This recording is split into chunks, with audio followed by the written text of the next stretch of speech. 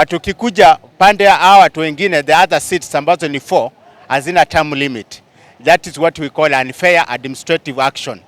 Na tunataka tuwe make sure kwamba all these political seats zote zimewekwa term limit to inform fairness katika hizo political seats. Tusiweze kutengeneza another Mugabes katika hii nchi ya Kenya, na kwamba unakuta MP ama ni MCA ambaye since devolution wanakaa hapo, mtu ambaye amekuwa MP for more than 30 years 40 years anatumia pesa yake kumanuva east and west.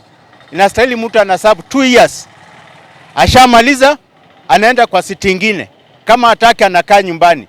We need also to see several other leaders ama several other people ambao wako gifted katika mambo na leadership wakiingia katika uongozi. The political elites wana import their girlfriends, their relatives from different counties, wanaleta katika county ambao hawana ufasaha ama hawajui their challenges and the needs of those counties. Angalia katika project za county, kuna majina ambayo yamewekwa katika hizo wame-advertise governors and the MCAs, wame-put their names, their portraits. We talk about their portraits and images on those projects ambazo ni za county, public funded projects.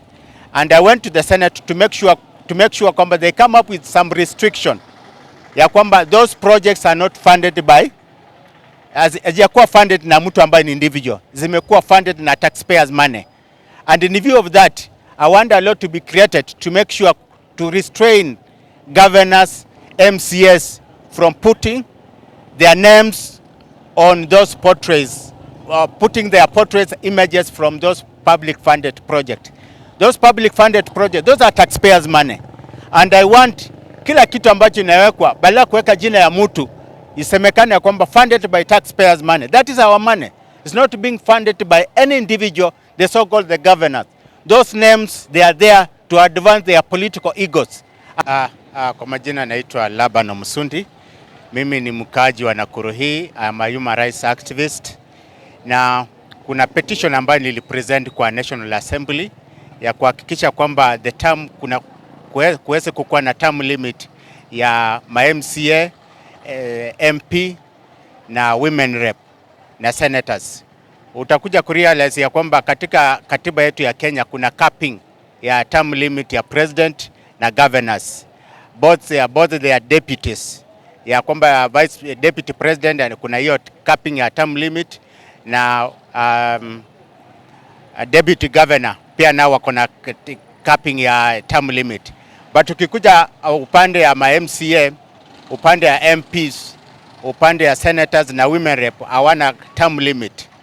Now that petition has been filed in the National Assembly to make sure that there is a capping ya watu wanne ambao nimewataja: senators, MP, MCA na women rep. Now nili present in the last months. I'm waiting for the response from the senators kuhakikisha kwamba hao watu wamekuwa managed katika mambo na term limit. Na sababu ambayo nilipeleka the reason why what informed me to take that petition to the Senate is to make sure kwamba hatuwezi kukua two political seats ziko na term limit. But ukikuja pande ya hawa watu wengine, the other seats ambazo ni 4 hazina term limit. That is what we call unfair administrative action. Na tunataka make sure kwamba all these political seats zote zimewekwa term limit to inform fairness katika hizo political seats. Na hilo jambo ninajua kwamba litaleta a lot of friction and litaleta a lot of controversial, itakuwa na a lot of controversial responses, but all in all ni kwamba we have to make sure kwamba all political seats zinakuwa na term limit. Tusiweze kutengeneza another Mugabes katika hii nchi ya Kenya, na kwamba unakuta MP ama ni MCA ambaye since devolution wanakaa hapo, mtu ambaye amekuwa MP for more than 30 years 40 years anatumia pesa yake kumanuva east and west. Inastahili mtu anasabu 2 years, ashamaliza anaenda kwa siti ingine, kama hataki anakaa nyumbani. we need also to see several other leaders ama several other people ambao wako gifted katika mambo na leadership wakiingia katika uongozi, na hili jambo litatuma tuweze kuharvest so many gifts and talents from other leaders ama from other emerging leaders ambao wako katika ground. And I know ile kitu ninajua maybe in one or the other because of some reasons here and there ma MPs hawatapitisha, but it will bring a conversation in the public domain. Na wasipopitisha, there's also another avenue ambayo we can approach. Tunaweza enda kotini tuhakikisha kwamba kumewekwa capping ya hawa political leaders katika hizi viti 4 ambazo nimetaja. Kwa sababu ya hiyo kuna vitu mingi ambavyo nimepeleka katika Senate ambayo katika mambo ya nomination kuhakikisha kwamba all nominated MCAs come from their respective counties that they are nominated into. Na hilo jambo liliweza kupitishwa, liko katika Amendment Election Act 2024 ambayo sasa hivi nimefahamishwa kwamba it has been ascended into law. And to me that is a great achievement.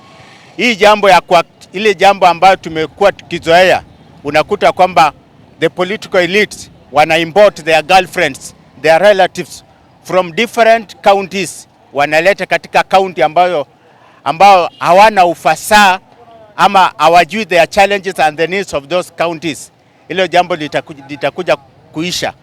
Ile jambo the next election ya 2027, wale watu wote ambao watakuwa elected watakuwa nominated MCAs,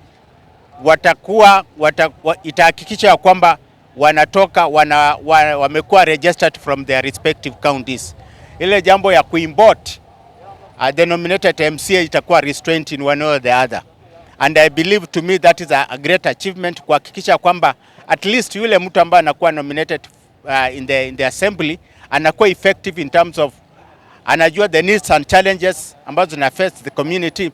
At the same case atakuwa able to articulate issues ama challenges ambazo zina affect the residents of those counties, kwa sababu yeye mwenyewe anatoka katika hiyo county, contrary whereby mtu anatoka katika county nyingine ambaye hata ele. Kwa mfano unakuta kwamba mtu anatoka katika county ya Mandera anakuwa nominated katika county ya Mombasa. Hilo ni jambo ambalo ukiangalia ukweli ni kwamba huyo ni mtu ambaye hajui kitu yote kuhusu Mombasa County. Kwa mfano sasa hivi mimi ukinominate unipeleke Migori County na mimi ni mkaji wa Nakuru, sielewe, I don't know anything about Migori. In fact kwenda pale hivyo itabidi nianze kugoogle ndio niweze kuelewa kwamba Migori County inakaa namna hivi na kaa namna hivi.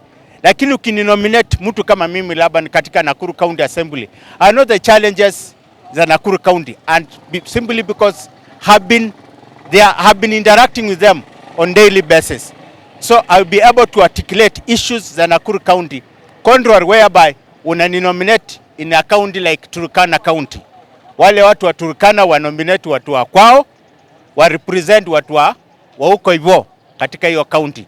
And I think katika hiyo petition yangu nashukuru the Senate kwa kuitilia maanani na kufactor all my prayers katika hiyo Amendment Election Act, na hilo jambo I think litakuwa managed in that way or the other.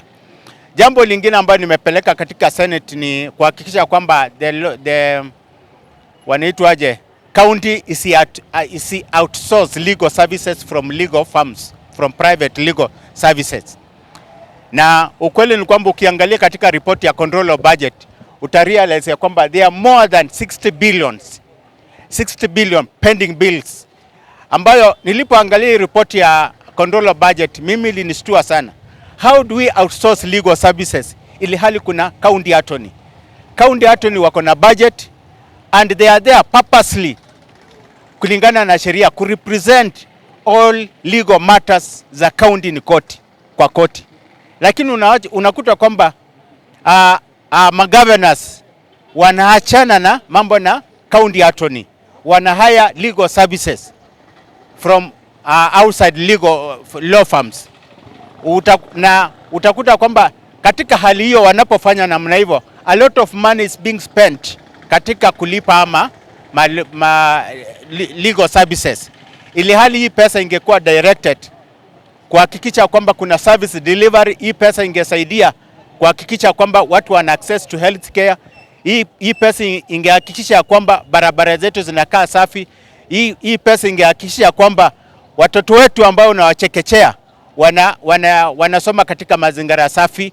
Hii pesa imehakikisha kwamba zile polytechnic na art and craft classes polytechnic zinakaa katika njia mzuri, ili kuhakikisha kwamba vijana wetu wanaingia huko wanapata mafunzo ambayo inafaa. Lakini contrary to that, hii pesa yote 60 billion, imagine 60 billion pending katika mambo na legal services. Hii pesa ambayo ingetumika vizuri, kwa channel katika njia mzuri, ingehakikisha kwamba ina serve the intended purposes ya kuhakikisha kwamba there are services ambazo mwananchi anakuwa anapata, lakini zinaenda katika mifuko za watu ambao hata hakuna services ambao wanarenda ambayo iko connected na mwananchi.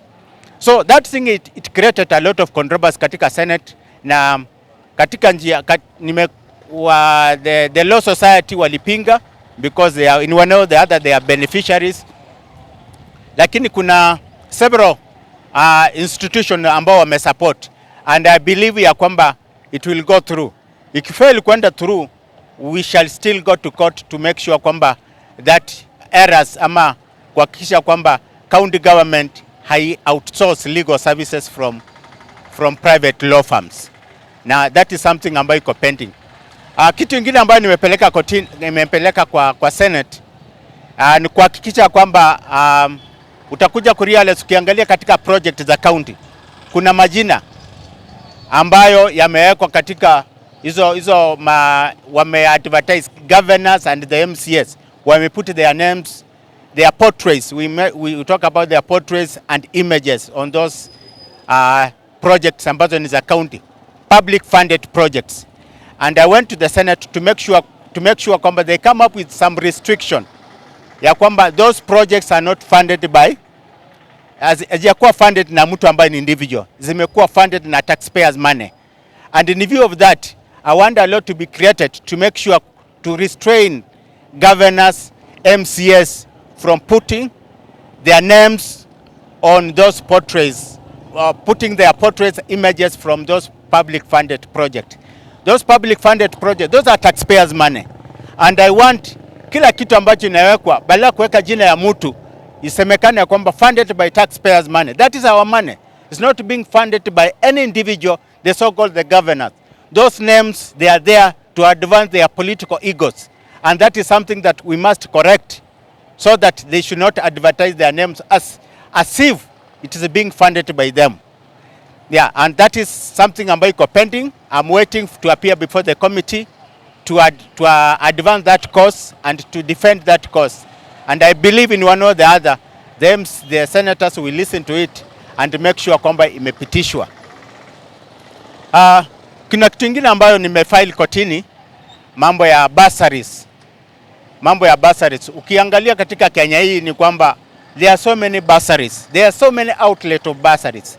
Utakuta MCA anapatiana bursary, governor anapatiana bursary, women rep anapatiana bursary, kuna hiyo presidential anapatiana bursary. There are so many bursaries scattered here and there. Kuna education fund inapatiana bursary. So my take is, I want all these bursaries to be consolidated into one basket. And the good news ni kwamba hata kama kesi imeanza, ilikuwa na first mention.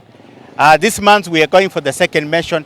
But I'm happy kwamba hii kesi wakati nilipo file kotini to the Senate, the National Assembly, who is the second respondent in the matter, wame come up. In fact, they are coming up with the regulation to make sure kwamba all bursaries are consolidated into one basket, and that money should be channeled into education as capitation. And I'm happy ya kwamba Wetangula ambaye ni speaker wa National Assembly ameandikia ambaye ni cabinet secretary wa education kuhakikisha kwamba wana come up na regulation to that effect.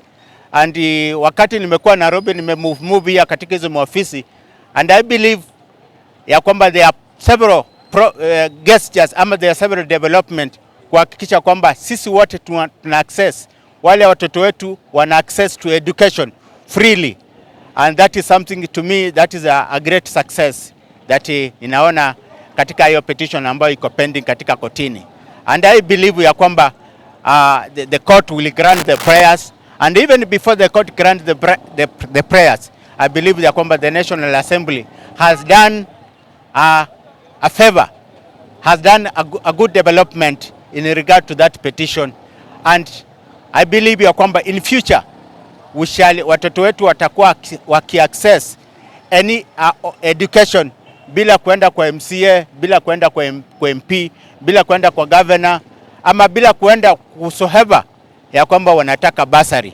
And I believe that is a great development for this country, and I believe such a kind of development should be supported, and to make sure kwamba tuna correct the measures ama tuna correct zile errors ambazo our political elites wame create, na kuhakikisha kwamba sisi wote tuna get the services that are required appropriately. Which other issue do you think is not okay in Kenya that needs to be addressed? Kama gani sasa? Jambo lingine lolote ningetaka kuongezea. What you feel is not right in Kenya? Okay, jambo ambalo lingine ambalo ningeongezea ni kuhakikisha kwamba mambo ya public participation, it has been a problem. There's a time I wrote a letter to Moses Wetangula, Speaker of National Assembly, to come up with some regulations, and the way things are ni kwamba tumekuwa tukishindwa what is public participation. There's no clear cut on what qualifies to be a public participation. There are several judgments ambazo zimekuwa rendered ya kwamba this is public participation and this is what we call public participation.